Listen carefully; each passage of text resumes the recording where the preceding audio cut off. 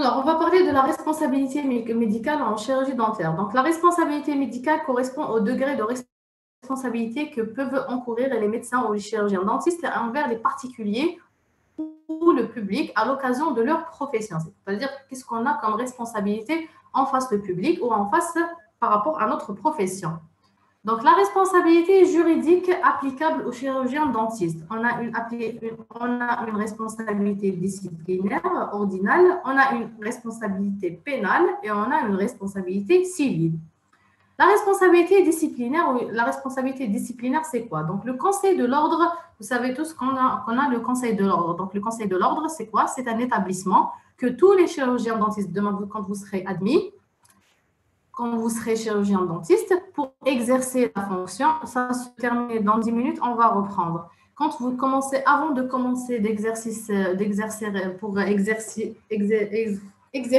la fonction de chirurgien dentiste, on est obligé de s'inscrire dans le tableau de l'ordre, ou ce qu'on appelle le conseil de l'ordre. Donc, c'est le conseil de l'ordre qui va s'occuper de s'il y a par exemple des sanctions, s'il y a des réclamations, que ce soit par le public ou par les cliniques, l'hôpital ou les centres médicaux. Donc, tout ça va être réglé au niveau du Conseil de l'ordre. Donc, le Conseil de l'ordre, il sanctionne un comportement fautif portant atteinte à l'exercice et à l'honneur de la profession, et ce, indépendamment de l'exercice ou non d'un préjudice.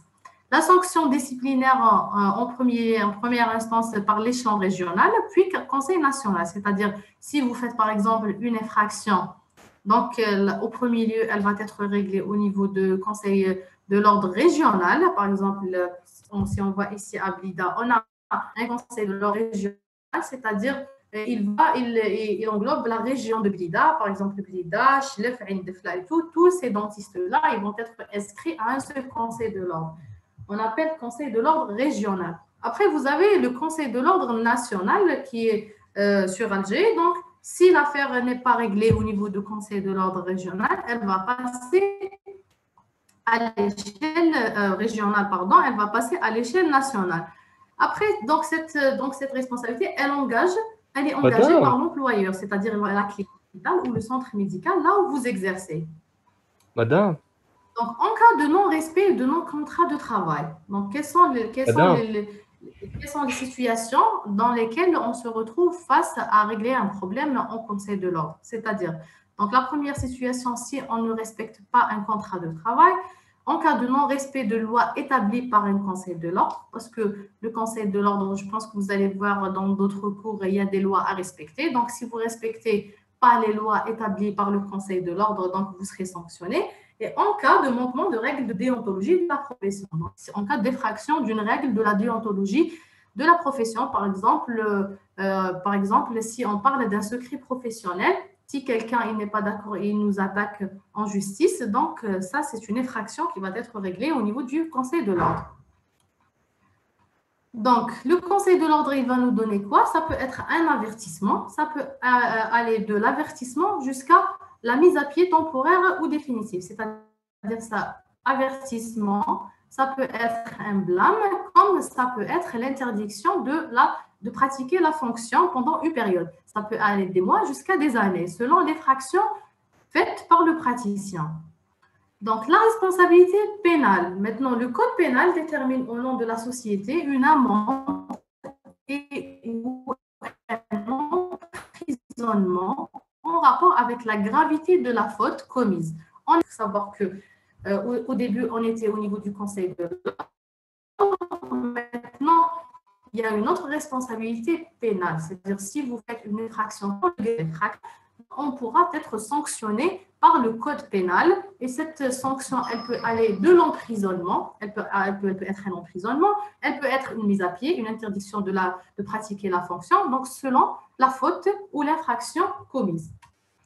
La responsabilité maintenant civile du chirurgien dentiste. Donc, le domaine de la responsabilité civile est le domaine de la réparation du dommage, c'est-à-dire également que la preuve est à la charge du malade et on comporte trois éléments. Donc, un dommage subi pour le malade, une faute commise par le médecin, un lieu de causalité entre les deux, c'est-à-dire vous faites ça, c'est la responsabilité envers le patient.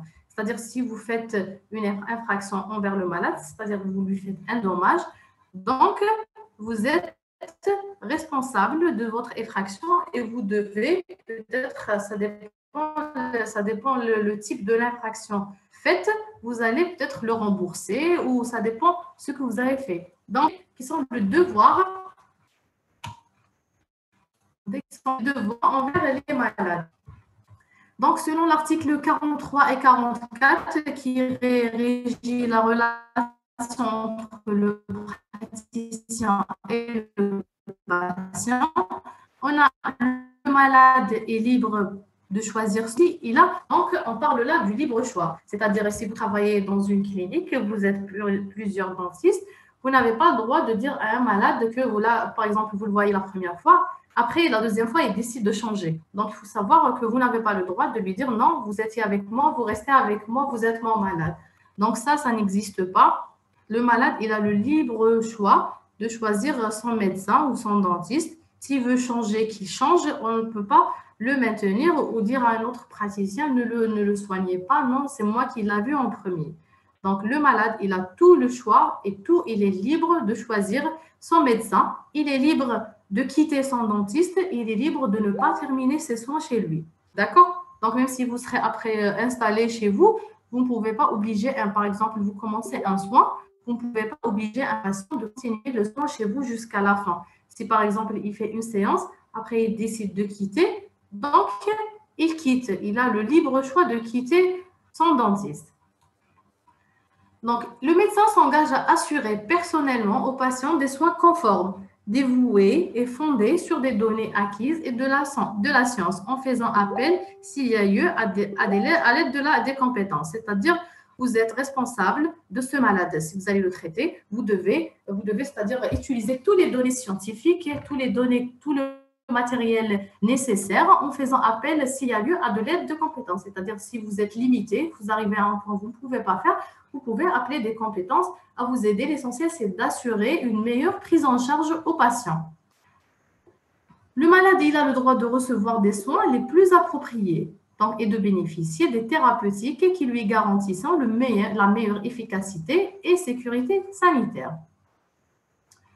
Donc, maintenant, la loi de confraternité. Donc, selon l'article 44 et 41, qui régit la relation entre praticiens et confrères, donc, l'article dit, c'est un confrère, c'est un devoir primordial, elle doit s'exercer dans l'intérêt du malade et de la profession médicale. La confraternité est un devoir primordial. Elle doit s'exercer dans l'intérêt du malade et de la profession médicale. La confraternité, donc toujours dans la confraternité, un médecin ou un chirurgien dentiste qui a un différend avec un confrère doit rechercher une conciliation. C'est-à-dire, si vous avez un problème avec un autre confrère, il faut essayer de trouver un terrain d'entente entre vous ou une conciliation, au besoin par l'intermédiaire de conseils de département de l'ordre.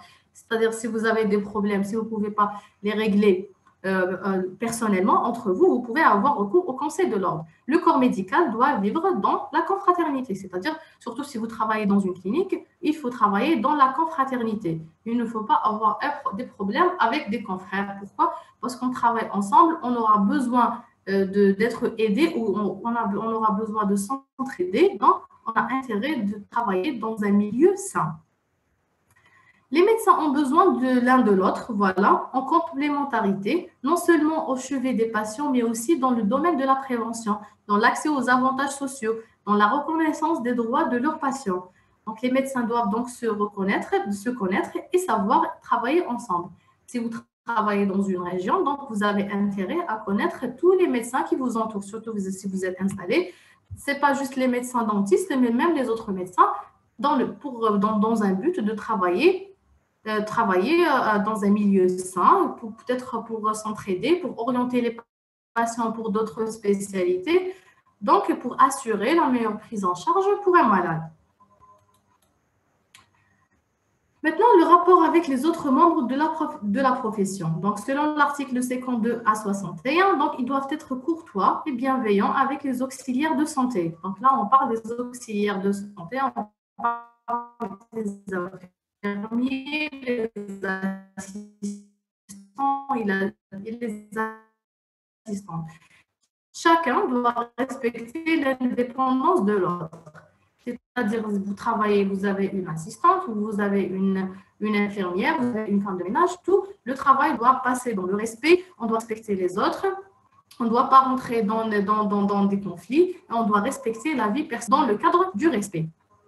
Voilà, c'était tout pour les articles qui sont en rapport avec les droits médicaux. Donc, je vous dis merci pour votre attention. Si vous avez des questions, vous les posez. Sinon, je vous remercie.